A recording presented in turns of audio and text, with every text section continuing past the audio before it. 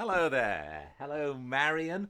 Hello, Odd Rolls. I haven't seen you in a while. I'm so glad you're back. And Evelyn, I saw your name before I sat down. So very warm welcome to you all. And hello to everyone. I'm Gildart Jackson, and this is Fireside Reading, where every day I sit in front of a fire and I read to anyone who might like to join us.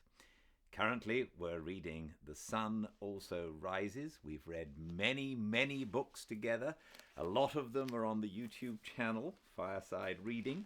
You can also take a look at the Fireside Reading website, firesidereading.com, to see other books that we have made that you can buy on Amazon and elsewhere. A lot of them are up on Tubi now. So I'm really thrilled to be reading this book. I was just in a short film that got released, and several of you told me that you were terrified because it's a little bit scary. Terrified of scary films, but several others told me that you watched it, and I'm so grateful for that. And you told me that you enjoyed it, though you were a little bit scared. So I think that was the intention. It certainly was a lot of fun to make. Welcome to Fireside Reading of The Sun Also Rises by Ernest Hemingway, Chapter 12, Part 1. When I woke in the morning, I went to the window and looked out. It had cleared, and there were no clouds in the mountains. Outside, under the window, were some carts and an old diligence, the wood of the roof cracked and split by the weather. It must have been left from the days before the motor buses. A goat hopped up on one of the carts and then to the roof of the diligence. He jerked his head at the other goats below, and when I waved at him, he bounded down. Bill was still sleeping, so I dressed, put on my shoes outside in the hall, and went downstairs. No one was stirring downstairs, so I unbolted the door and went out. It was cool outside in the early morning, and the sun had not yet dried the dew that had come when the wind died down. I hunted around in the shed behind the inn and found a sort of mattock, and went down toward the stream to try and dig some worms for bait. The stream was clear and shallow, but it did not look trouty. On the grassy bank, where it was damp, I drove the mattock into the earth and loosened a chunk of sod. There were worms underneath. They slid out of sight as I lifted the sod, and I dug carefully and got a good many. Digging at the edge of the damp ground, I filled 2 empty tobacco tins with worms and sifted dirt onto them. The goats watched me dig. When I went back into the inn, the woman was down in the kitchen, and I asked her to get coffee for us and what we wanted for lunch. Bill was awake and sitting on the edge of his bed. "I saw you out of the window," he said. "Didn't want to interrupt you. What were you doing, burying your money?" "You lazy bum." "Been working for the common good? Splendid. I want you to do that every morning." "Come on," I said, "get up." "What? Get up? I never get up."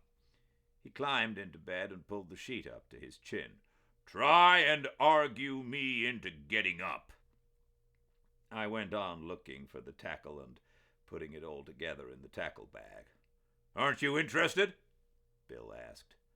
"I'm going down and eat." "Eat? Why didn't you say eat? I thought you just wanted me to get up for fun. Eat? Fine. Now you're reasonable. You go out and dig some more worms, and I'll be right down." "Oh, go to hell." "Work for the good of all." Bill stepped into his underclothes. "Show irony and pity." I started out of the room with the tackle bag, the nets, and the rod case. "Hey, come back." I put my head in the door. "Aren't you going to show a little irony and pity?" I thumbed my nose. "That's not irony." As I went downstairs, I heard Bill singing, Irony and pity when you're feeling, oh, give them irony and give them pity. Oh, give them irony when they're feeling just a little irony, just a little pity. He kept on singing until he came downstairs. The tune was "The Bells Are Ringing for Me and My Gal." I got that wrong. I was reading a week-old Spanish paper. What's all this irony and pity? What? Don't you know about irony and pity? No. Who got it up? Everybody. They're mad about it in New York. It's just like the Fratellinis used to be. The girl came in with the coffee and buttered toast, or rather, it was bread toasted and buttered. Ask her if she's got any jam, Bill said. Be ironical with her. Have you got any jam? That's not ironical. I wish I could talk Spanish. The coffee was good, and we drank it out of big bowls. The girl brought in a glass dish of raspberry jam. Thank you. Hey, that's not the way, Bill said. Say something ironical. Make some crack about Primo de Rivera. I could ask her what kind of a jam they think they've gotten into in the riff. Poor, said Bill. Very poor. You can't do it. That's all. You don't understand irony. You have no pity. Say something pitiful. Robert Cohn. Not so bad. That's better. Now, why is Cohn pitiful? Be ironic. He took a big gulp of coffee. Oh, hell, I said. It's too early in the morning. There you go. And you claim you want to be a writer, too. You're only a newspaper man. An expatriated newspaper man. You ought to be ironical the minute you get out of bed. You ought to wake up with your mouth full of pity. Go on, I said. Who did you get this stuff from? Everybody. Don't you read? Don't you ever see anybody? You know what you are. You're an expatriate. Why don't you live in New York? Then you'd know these things. What do you want me to do? Come over here and tell you every year? Take some more coffee, I said. Good. Coffee is good for you. It's the caffeine in it. Caffeine. We are here. Caffeine puts a man on her horse and a woman in his grave. You know what's the trouble with you? You're an expatriate. One of the worst type. Haven't you heard that? Nobody that ever left their own country ever wrote anything worth printing. Not even in the newspapers. He drank the coffee.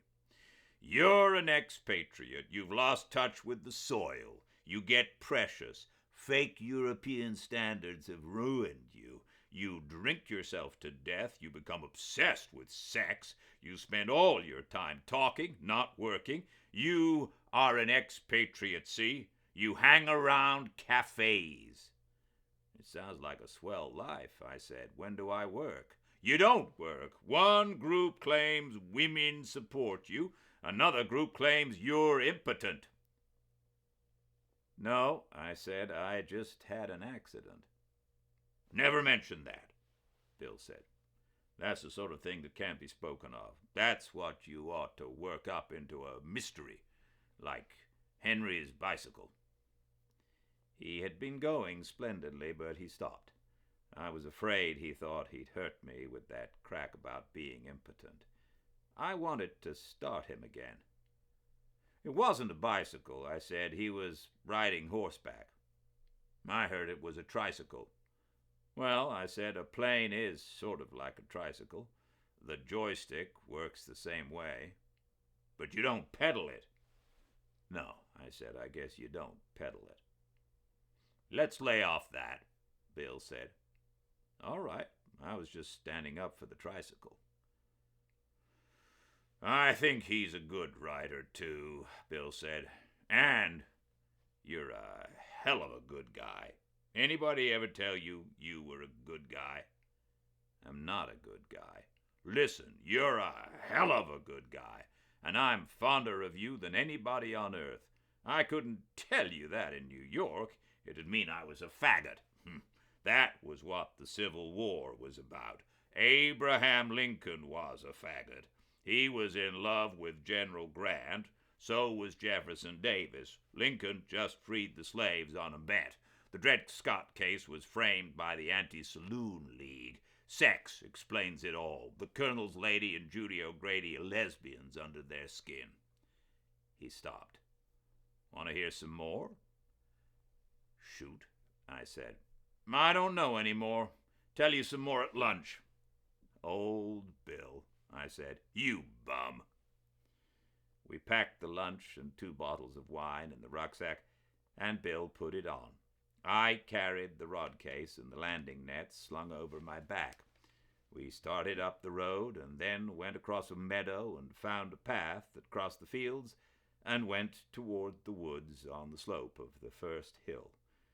We walked across the fields on the sandy path. The fields were rolling and grassy, and the grass was short from the sheep grazing. The cattle were up in the hills. We heard their bells in the woods. The path crossed a stream on a footlog. The log was surfaced off, and there was a sapling bent across for a rail. In the flat pool beside the stream, tadpoles spotted the sand. We went up a steep bank and across the rolling fields. Looking back, we saw Burguete, with white houses and red roofs, and the white road with a truck going along it and the dust rising. Beyond the fields, we crossed another, faster-flowing stream. A sandy road led down to the ford and beyond into the woods. The path crossed the stream on another footlog below the ford and joined the road, and we went into the woods. It was a beech wood, and the trees were very old. Their roots bulked above the ground, and the branches were twisted. We walked on the road between the thick trunks of the old beeches, and the sunlight came through the leaves in light patches on the grass. The trees were big, and the foliage was thick, but it was not gloomy. There was no undergrowth, only the smooth grass, very green and fresh, and the big gray trees well spaced, as though it were a park. This is country, Bill said. The road went up a hill, and we got into thick woods, and the road kept on climbing. Sometimes it dipped down, but rose again steeply. All the time, we heard the cattle in the woods. Finally, the road came out on the top of the hills.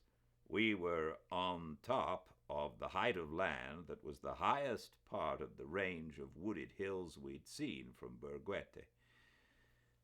There were wild strawberries growing on the sunny side of the ridge in a little clearing in the trees. Ahead, the road came out of the forest and went along the shoulder of the ridge of hills. The hills ahead were not wooded, and there were great fields of yellow gorse. Way off we saw the steep bluffs, dark with trees and jutting with gray stone, that marked the course of the Irati River. We have to follow this road along the ridge, cross these hills, go through the woods on the far hills, and come down to the Irati River, I pointed out to Bill. That's a hell of a hike. It's too far to go and fish and come back the same day comfortably. Comfortably. That's a nice word. We'll have to go like hell to get there and back and have any fishing at all. It was a long walk, and the country was very fine, but we were tired when we came down the steep road that led out of the wooded hills into the valley of the Rio de la Fabrica. The road came out from the shadow of the woods into the hot sun. Ahead was a river valley. Beyond the river was a steep hill. There was a field of buckwheat on the hill. We saw a white house under some trees on the hillside, It was very hot, and we stopped under some trees beside a dam that crossed the river. Bill put the pack against one of the trees, and we jointed up the rods, put on the reels, tied on leaders, and got ready to fish. "You're sure this thing has trout in it?" Bill asked. "It's full of them." "I'm going to fish a fly. You got any McGinty's?" "There's some in there."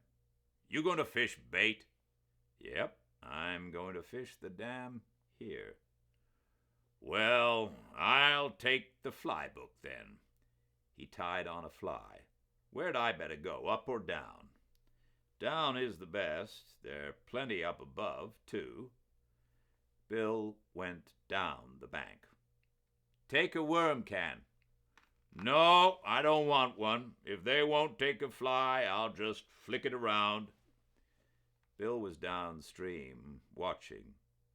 "Say," he called up against the noise of the dam, "how about putting the wine in that spring up the road?" "All right," I shouted. Bill waved his hand and started down the stream. I found the 2 wine bottles in the pack and carried them up the road to where the water of a spring flowed out of an iron pipe. There was a board over the spring, and I lifted it and, knocking the corks firmly into the bottles, lowered them down into the water. It was so cold, my hand and wrist felt numbed. I put back the slab of wood and hoped nobody would find the wine. So funny. I remember that part about them putting the wine in the spring. That's my most vivid memory of the book. I remember lots of other things too, but I thought that when I first read that when I was a boy, I thought it was the cleverest thing in the world to be able to do that. More tomorrow. We resume at 5 Pacific at Fireside Reading on Instagram. But until then, I hope you all stay very, very well. Bye-bye.